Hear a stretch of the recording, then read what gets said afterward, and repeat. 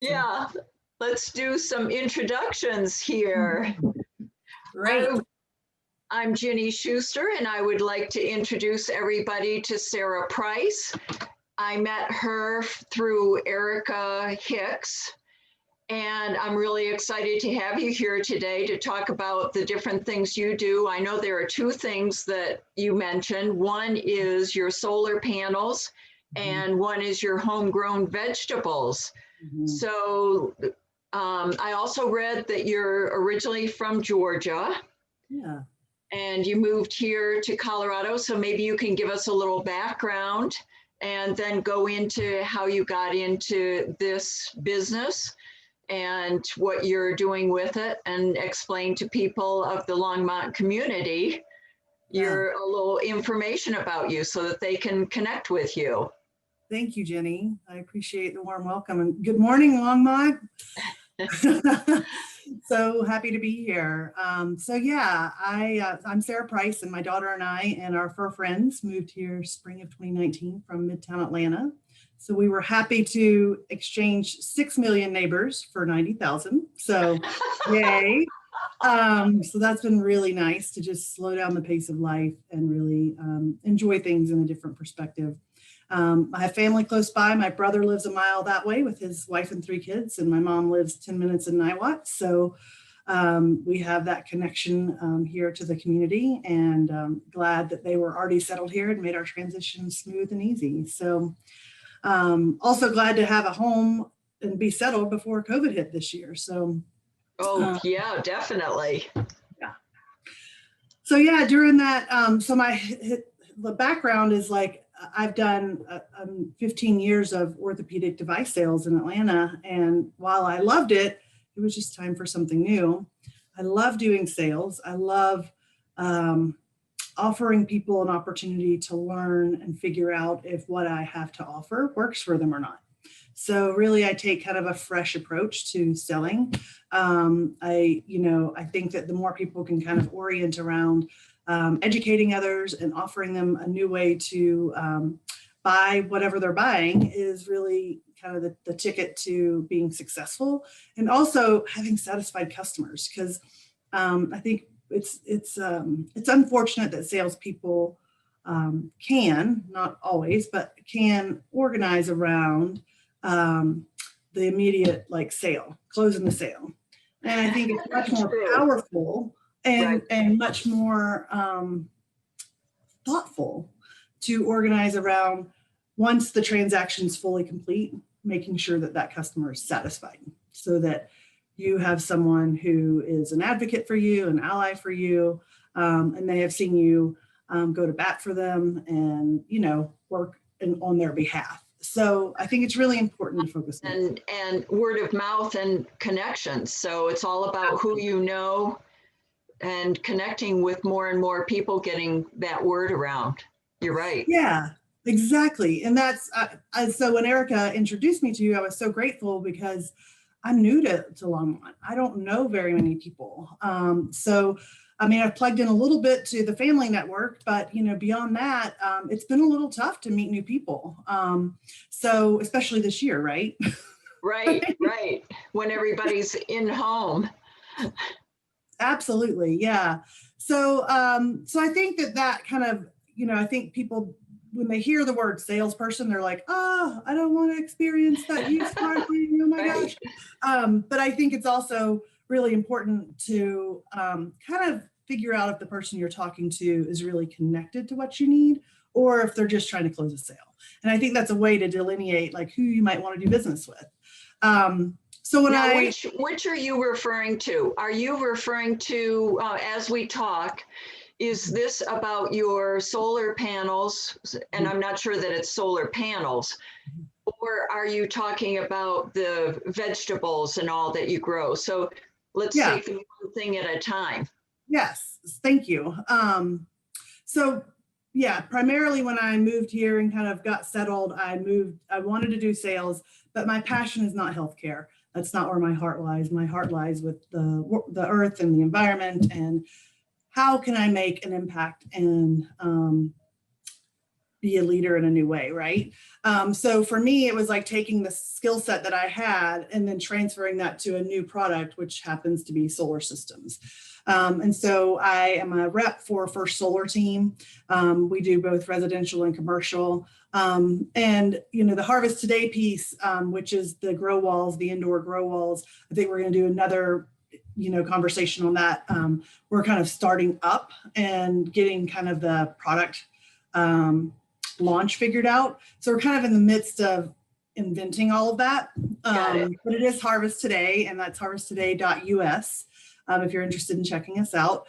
We're also on Facebook and Instagram if you'd like to follow us. But the solar piece already had a, you know, fulfillment structure. So that was easy for me to just plug into their system and begin to kind of craft the offer of solar in a way that brought a fresh perspective. What I found when I began exploring the solar opportunities was I was kind of surprised that the industry is still very young. And I shouldn't have been surprised, right? Because it is young, but I coming from a very mature healthcare environment, I was like, oh, wow, this is kind of like no structure, not a lot of like, you know, so it's very different coming from a highly regulated industry to like solar. And it's like, you know, game on, do whatever you want. That's funny. Yeah. So what I discovered, because I rode along with a few different reps and companies and went to, you know, some info sessions to try to figure out where I fit. And I found the most of the solar companies that I spoke with encouraged a very aggressive, pushy selling style that didn't resonate with me. So I had to continue my search to find a company that was okay with me doing it the way that I think people want it to be done. And my experience so far, when I am able to connect with someone and just kind of give them an introduction about who I am, how I do business, how I'd like to take care of them, it creates a foundation of trust in a way that it's like I'm fully transparent. I'll show you the tricks of the trade, like what other people may or may not do. But I kind of like reveal behind the curtain so that if people are getting competitive quotes, which I do encourage, then they can see, okay, if someone's telling me X, Y, Z, is that the truth? And so I kind of illuminate the different things to look out for to make sure that the person that they're working with is who they want to work with. Perfect. So yeah, that's kind of what I navigated last year. Well, let's dive into that. So as I think about solar panels, I've seen them on roofs. And so the question people may have is, how do you know how many to put on? And does this connect to the city? And do you get credits back? Is there a government program where if your house is connected with solar, do you get a discount on your electricity? What are the benefits to people? Yeah, I mean, great question, because I think that's where I always start the conversation, is kind of orienting people around like, how do you plug into the grid? How do your panels hook up? Like it's not obvious, right? So what happens is that, so to start with the system size, because that is kind of how to get a good quote, is you need to be able to provide 12 months of usage history, because that is your demand, right? So we want to try to fit your demand, your needs for electrical. So once we know what that cycle looks like, that 12-month cycle looks like, and if you just bought a house, we can use square footage. So that's not like a showstopper if you don't have that 12-month history, but that is the most reliable information. The other thing we look at is, what type of shading do you have? Do you have trees? Do you have other obstructions that might be, shading your house? And then also, how is your roof surface oriented? So being in Colorado, our latitude is so high. If you ever get a quote with panels on a north-facing roof, walk away. There's nothing you can produce a return from a north-facing roof. So that's one of the tips that I tell people. I'm like, if you have a rep who's like, hey, we're going to put panels here, don't do it. Wrong person. I mean, you can't produce a return from that. So the primary surface, the most efficient surface, is going to be a south-facing roof. Okay. The second most efficient surface is surprisingly an east-facing roof. And then the third is the west-facing roof. So most people would think that the west-facing, because that's kind of like the heat of the day. Exactly. But it's actually a little bit counterintuitive, and but east and west are definitely viable surfaces. It's just that if you have a south-facing surface, you're going to start there because you're going to get more efficiency. Great and then information. Yeah, and so part of what I do is I'll do an analysis of all of that, and then when I present it to you, I'll say, this is what I found, and I don't think your home's a good candidate for solar, or it is. That's so nice. I told people, like, I don't know if it makes sense for you. I mean, you know, I'm happy to do, it doesn't take me long to put it together, especially if I can get the usage data, I can give you real hard facts. So you're not, you know, like wondering like, oh, is this an accurate, you know, an accurate situation? So I have, you know, met with people and suggested that they don't move forward because of sometimes the roof surface can be really chopped up into lots of little pieces. So there's different reasons. Oh, another thought. Wow. I never even thought of that. So yeah, so that's kind of, you know, what I can help people navigate. And then the other thing about being in Longmont is our electricity is very inexpensive. So relative to the rest of Colorado, we have a low electric cost. So, so kind of back to your question about how do we plug into the system? So when the solar panels like collect the sunlight, they go through what's called a net meter. A net meter is either replacing the current meter at your house or adding a second meter at your house. And what the net meter does is it counts how many kilowatt hours you produce with your solar panels. So as the sun accumulates, your net meter actually rolls backwards. And then when you use power, it rolls forwards. So it tracks. So that's how you know. And every kilowatt hour that your system produces and puts on the grid is exactly how many you get off the grid. So there's no fee for storing your power. And it doesn't store power, does it? My understanding is it's immediate. What is happening goes automatically to electricity. Yes. So it's a benefit. So what happens? Most people use their electricity when it's dark. So that's confusing. Yeah. And so that's a real, so that's a real benefit to the city because the peak usage for power is actually during the day when businesses are open. So they have to produce more power in the day. So if you're gone to work and your home's producing power and putting it on the grid, that helps support their demand requirements. And then so you put it on the grid. It's kind of like, I think the easiest way to explain it, for those of us who are old enough to remember when cell phones came out, we bought minutes, right? We bought the number of minutes a month, and then they switched it so that like if you have extra minutes, it rolls over. So that's what happens. Yeah, so whatever you make in August or, you know, June or those longer days of summer actually rolls over to help you cover your winter usage. So it stays in your account, and then every year you kind of you can either roll it over or you can true up and get a, you know, little check from the utility company. Oh, that's fascinating. And here's another question. I've seen a friend of ours built a house, and a massive house. And because of that, it looks as though they have all their solar panels in their front yard.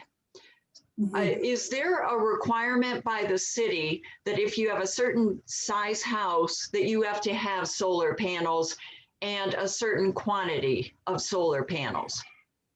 Not that I'm aware of. I think solar is it's an individual choice. Okay. Maybe I should check into that because City of Longmont is an extremely progressive city when it comes to moving into a net zero or emissions status.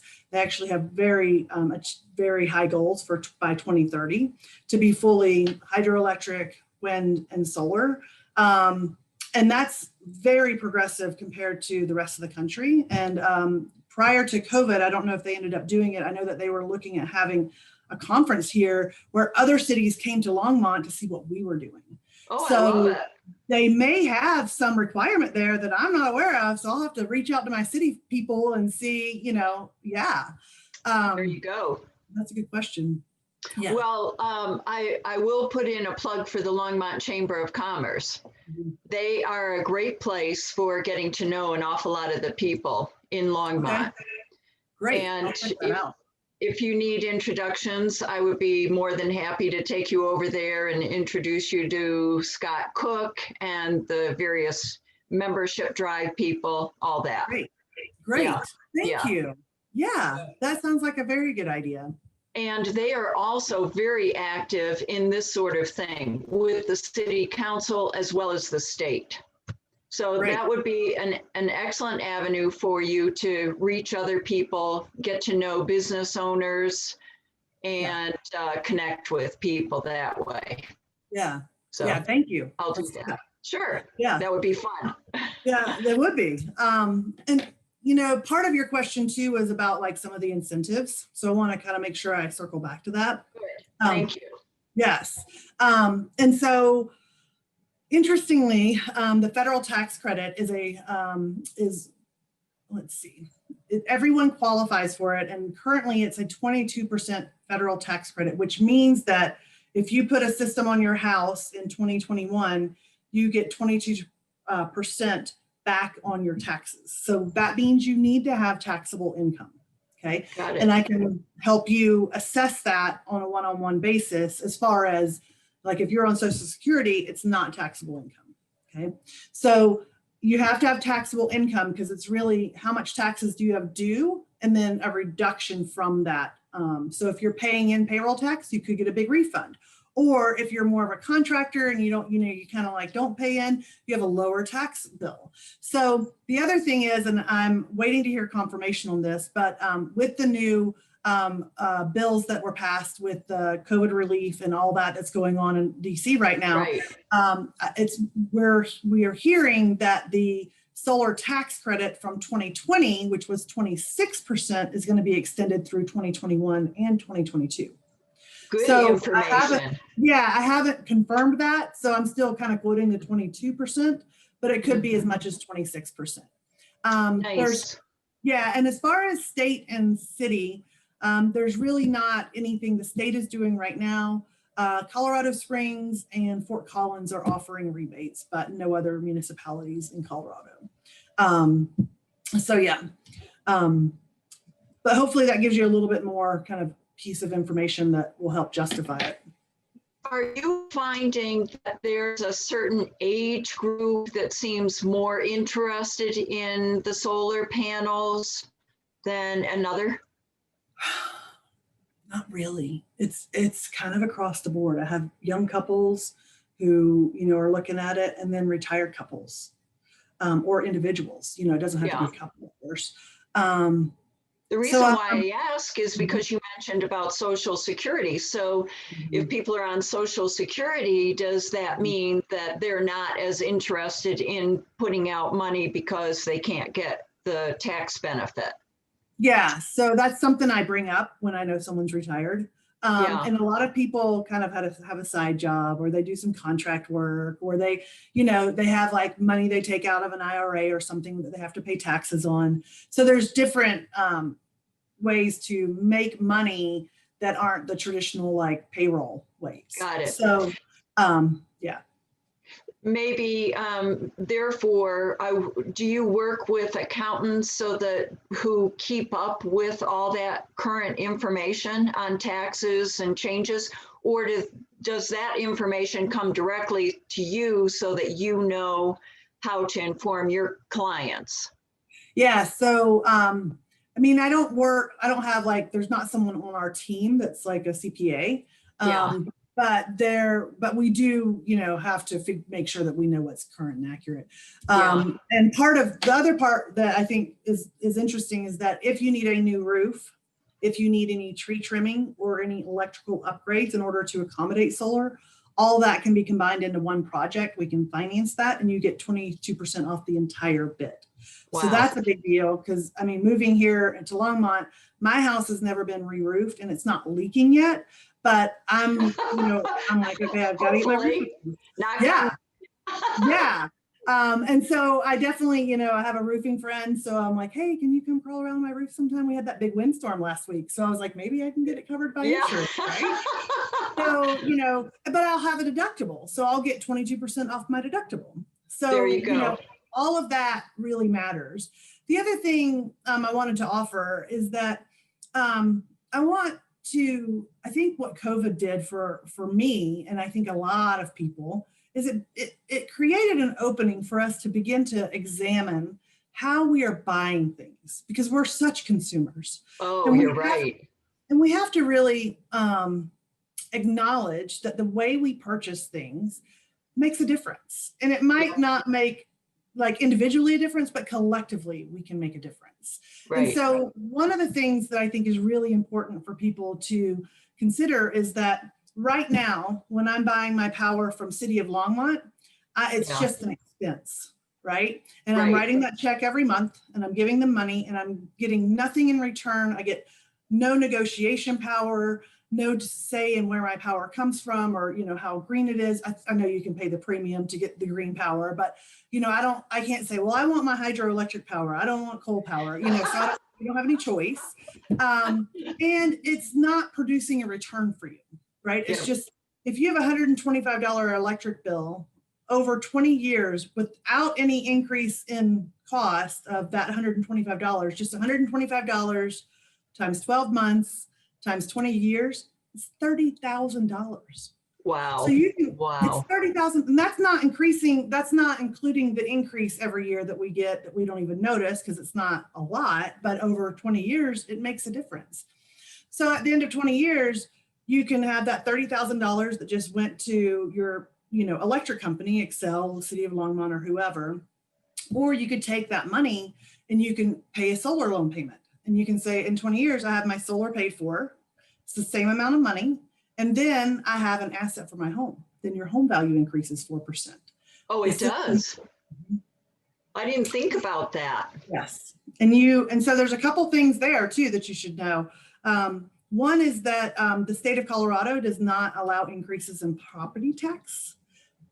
So that you don't have an increase in your property tax when you get solar. It's like, okay, you're doing something good for the community, so we're not going to penalize you and increase your value, so your property tax doesn't go up, but your home sale value would. Wow. So, so there's lots of pieces to consider, and really the point of that is that I would encourage people to begin to consider, instead of renting their energy and getting no return on investment, you can choose to own your energy and produce a return on investment. And those systems will last 35 to 40 years. So after it's all paid off, you have another 20 years with it. Or you can go move on, and that new homeowner has solar on their house, you get an increase in home value and do it again. And then that way, I just talked to someone last week, he said, every home I buy, I put solar on it. And he doesn't stay that long, but he puts solar on it because he's like, that's the way that I'm making a difference. Wow. So yeah. So what's the average number of solar panels that need to go on the average home in Longmont? Yeah. Can you give any idea of a cost? Yeah. Let me just. An average cost? I would say yes. So that would be around a 7 kilowatt system is the average size system. Okay. That's about 22 panels. I just wanted to do that math real quick. And I think that's around 24,000 before the 22% tax credit. And then that brings it down, say 6,000 less. That would be around 18,000 after the tax credit. Got it. So that's kind of a guesstimation. I mean, clearly, Yeah. But I'm happy to give you kind of some ballpark so people can kind of simmer with it.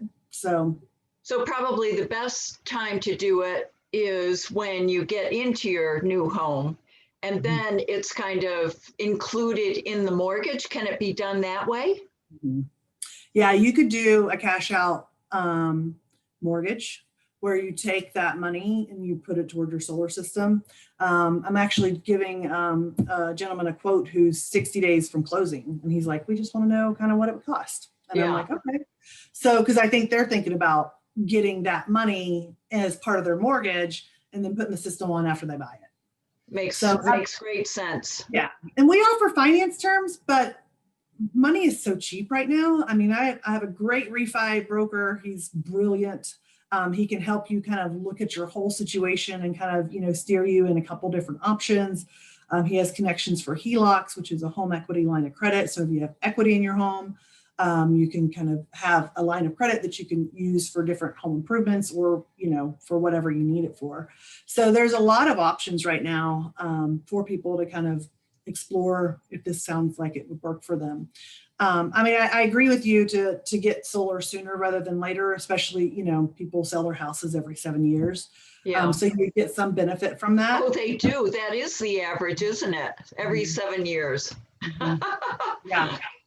And ideally, if you could get your system installed by the spring, that's a real benefit too, because you start building up the longer days, add to your kind of solar bank account, and then that carries you through the winter. Another excellent point, Sarah. Yeah. That's great. Well, December and January are so short days. That's the only thing that I've had a hard time with Colorado. 4:30 dark. Oh my gosh, this is horrible. Yes, but you will love it because we have almost 365 days of sun. Yeah. I've reframed my daily walk and I call it my sunshine on my face time. Yeah. Your vitamin D, don't forget that you have to have. Definitely. Yeah, well, this is great. Thank you for all that valuable information, Sarah. That is super. Yeah. And we'll go ahead and put your phone number and how people can connect with you when we post this video. Okay. And love all that input that you've given us. And I look forward to offer one more thing. Yeah. Okay, cool. So we're offering a $500 special, $500 off if you contact me before the end of the year, so by Thursday. And then if we sign an agreement by the end of January, so that gives us time to do the presentation and go through the proposal and give you some space and time to think about if this is something that works for you. So by January 31st, we just need to have an agreement signed and I can honor the $500 off. The other thing is that we offer a referral fee. So if you know someone who is interested in evaluating solar in a place that offers a more consultative education style, I would be happy to talk to whoever you may know who's interested. But I think solar can be a little intimidating because it's so like, I don't know if it's calling me. So there's a $250 referral fee if you know someone who is interested in solar and they get started. So I think that's worth letting everybody know. That's excellent. And you do have a website that people can go to so that they can do research and kind of dive into more of the details, correct? Absolutely. So it's firstsolarteam.com. Okay, great. And we'll get that posted as well. Perfect. Great. Love it. Yay. That's been great. Thank you so much. Thanks, Ginny. I enjoyed this time. Thank you for the opportunity. Too. Yeah. We'll do this again and I'll get this posted right away. Yes, and the chamber. Yes. Yeah. We'll be in touch. Sounds great. Thanks, Longmont. See you around the street. It's been great. Thank you so much. Bye-bye.